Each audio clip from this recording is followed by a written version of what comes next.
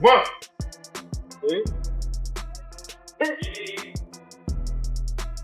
Well, we've got about 4 weeks, 5 weeks. So we're back in the gym again, putting in that work.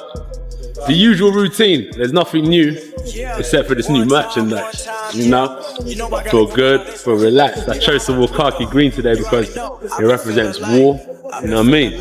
Let's get it in. Feeling like I'm ready for the top. Got the pedal to the metal. I've been grinding non-stop, killing every instrumental, and I knew just what I wanted. Now I gotta go and get it, and I'm never looking back, only looking where I'm headed. And I doubted for a minute, trying to get another one, so now I can never settle. Gotta be one of the best. Got me feeling like Marcelo.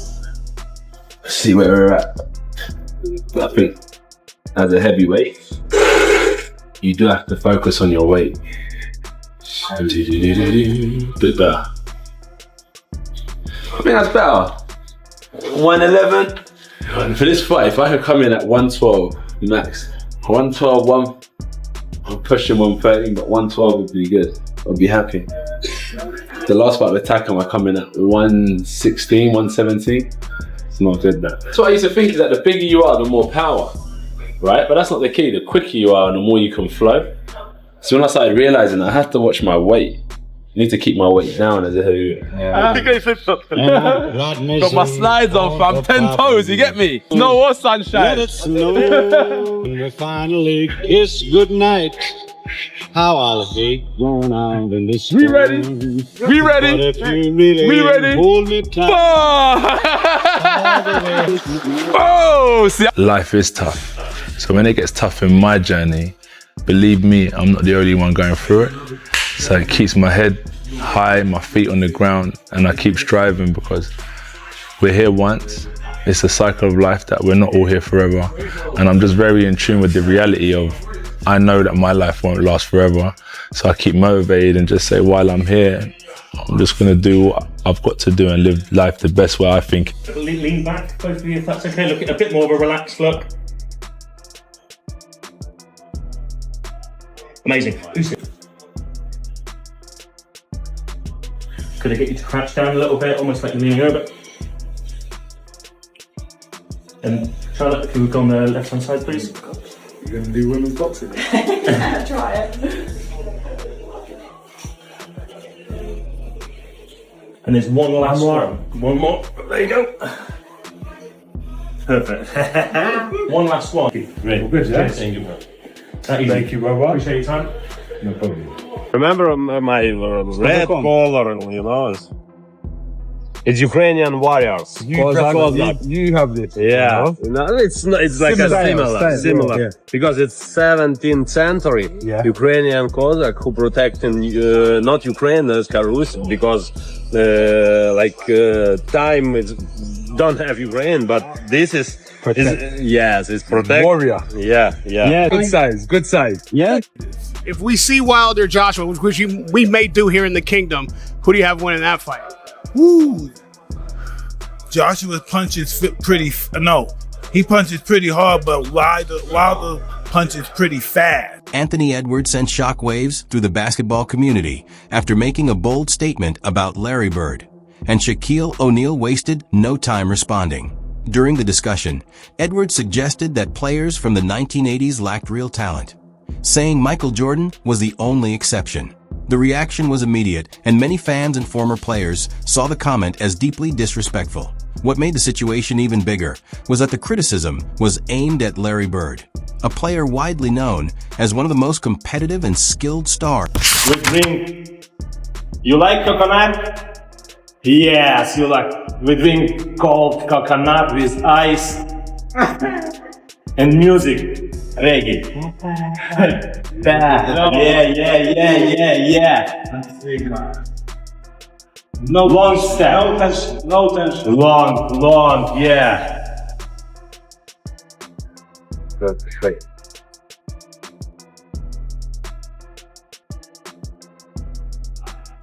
Ah, 20 seconds.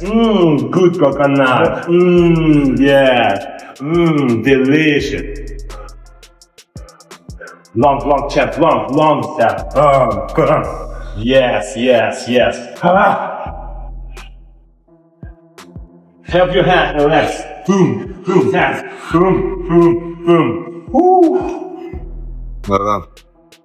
Larry Bird was the same player who walked into a three-point contest, looked every opponent in the face, and told them they were only battling for second place.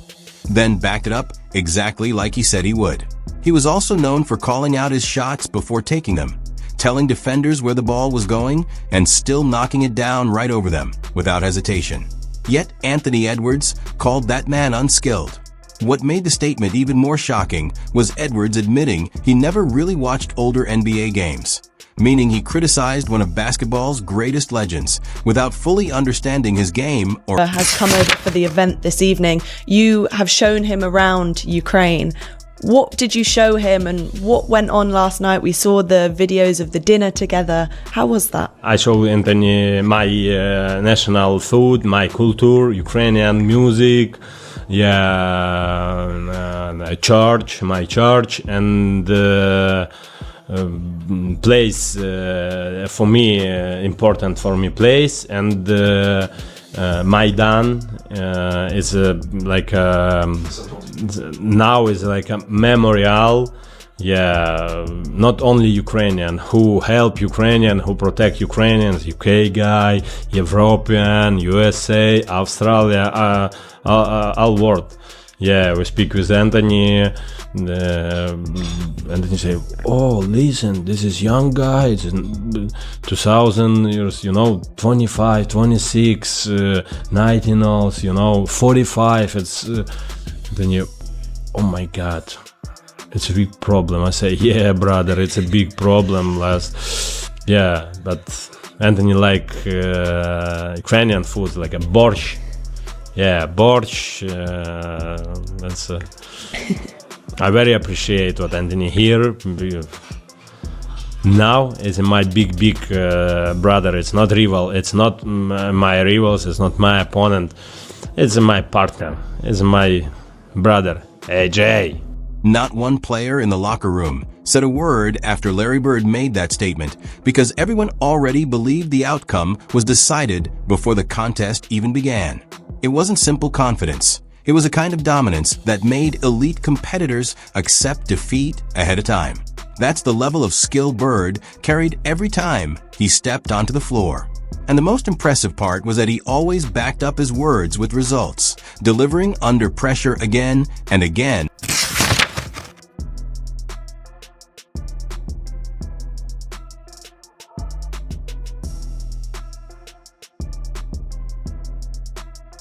Larry Bird would literally warn defenders before taking a shot, wait for them to rush over, then drain the three without touching the rim. That wasn't just skill, it was complete control and mental dominance. He stayed inside opponents' heads all game long, constantly predicting plays and backing up every word. And that's the same player Anthony Edwards called unskilled. You got Usyk and Joshua teaming up, two fucking sausages fruits with the masks on training, and you got me and my boy here, the two best drinkers, partiers in the game, ain't no better than us.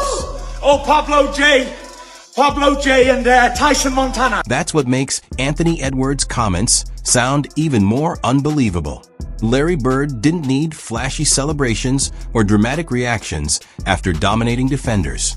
Sometimes all it took was a single word before he casually walked away like nothing special had happened. That quiet confidence was part of what made him so intimidating. And that's why the backlash. Last thing we want is anything to halt the opportunity of AJ Fury. No, he's going to have a warm-up fight. Listen, the Fury-Joshua fight is signed, okay? It is signed in the background. I've got that on good authority. I can't put it out there as a scoop, but they are moving towards it. I interviewed Rico Verhoeven. Who's it signed with? For a cover story. It's with, it's with the big money people. It'll be on Netflix. When you say signed, do you mean agreed or do you mean it's signed? Agreed. They are moving towards it. But they both want the fight. Funnily enough, last week, the day before I went to see Tyson Fury, I interviewed Rico Verhoeven for the cover story of Ring magazine in May, before he steps into the pyramids at Giza to fight Alexander Usyk. We can have our own debate about what we think about the WBC title being on the line. You know what I think? But Rico in that interview said he had absolutely signed to fight Anthony Joshua. Yeah, that fight was definitely on.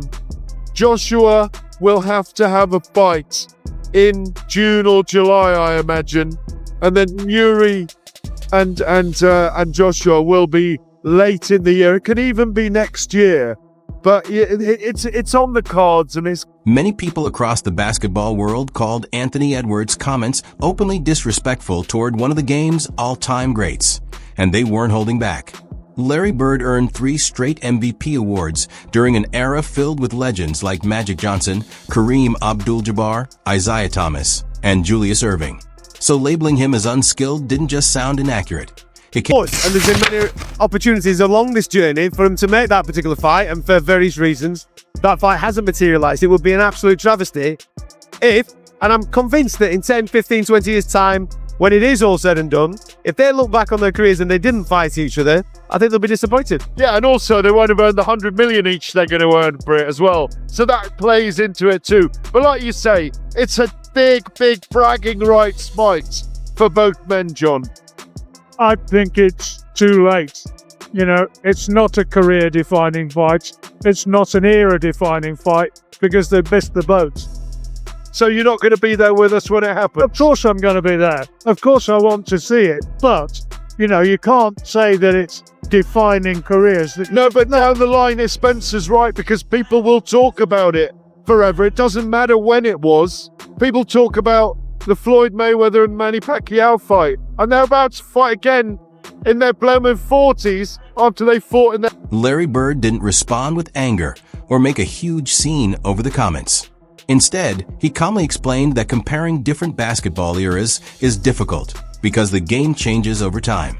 But what stood out most was what he left unsaid. Showing respect to the players who paved the way is simply part of basketball culture. That's where many people felt Anthony Edwards missed the mark completely. His comments quickly drew Shaquille O'Neal into the debate. I just want to get as many big fights as I can at this stage in my career. You know, I've won every belt there is to win. I've completed the game in boxing. I've won all the alphabetical belts. So it's not really about a belt anymore. It's just I want to make that Joshua fight that's been supposed to happen for the last 10 years, but didn't happen. Obviously, I got this big fight in front of me with Makhmudov, the first fight in the UK on Netflix. So that's going to be a big occasion. And then we don't know what the third fight might be this year. I'm aiming for 3 fights this year. Maybe if it's a good fight between me and AJ, which I don't think it will be. It won't be. It'll be a blow away. Then a rematch, but if not, then we'll see. You know, it's like I said at the beginning of this interview, it's an end of an era. You know, I turned pro in 2008. Most of these guys were still in the nappies when I was #1 ranked in the world, fighting at Madison Square Garden in 2012. They were still boxing amateur. So yeah, I've been in this game a long time, and for me, boxing's not a sport. Boxing's my life. It's the only thing I know how to do, and I've tried. God knows I've tried to retire so many times. I believe it's 5 times. Shaq played against and alongside legends like Julius Erving, Kobe Bryant, and Michael Jordan. So he's seen that level of greatness up close. That's why he doesn't agree when people say the old NBA had no skill. From his point of view, the game back then was just as elite, if not more physical and demanding. And when people called him a hater for that stance, he quickly rejected it. You know, it's good to be in the same room with him, to see him face to face. You know, it's been a long time coming. I wish you nothing but the best, bro. And hopefully soon we can get it on in the ring and get the people what they want, once and for all. But I wish you nothing but the best, even if it doesn't happen. But I believe it's gonna happen. I believe it will. It's about that time. But even if it don't, I wish you nothing but the best, nothing less.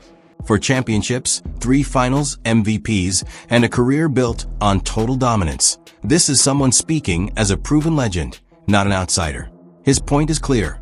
Criticism means little when you've already achieved more than most ever will. And from his perspective, many modern players aren't even close to that level. he draws a sharp line between real competitors and the rest of the league, saying only a few players truly earn his respect.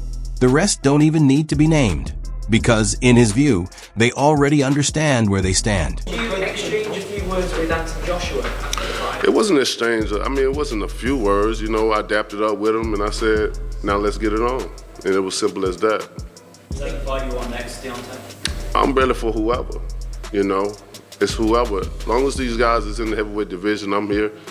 You know, like I said, you can call me Mr. Clean because I want to clean up the whole division. The heavyweight division is nothing without Deontay Wilder. The character that I bring, the things that I say. What other fighter you know make things go viral? From the things that he say from different interviews and stuff, I don't know not one. You know, and with that being said, you need that type of character. Somebody that's real, somebody that's passionate about what he say, and unapologetic for what he say, because I feel what I say and I mean what I say. These are not emotions that I speak from. This is passion in my heart that I speak from. A lot of these guys are scared to speak about certain things, especially in just. You know, they're scared, but I am not. I'm not afraid, and a lot of people do things to stay relevant, but you know, all my accomplishments, most of my accomplishments have been set in stone within a statute, so I don't have to do much to stay relevant, because when I die... Then Shaq shifted the entire discussion, making it clear he wasn't only pointing fingers at today's players. He also acknowledged that the way the game has evolved was partly shaped by his own era and the impact they had on basketball.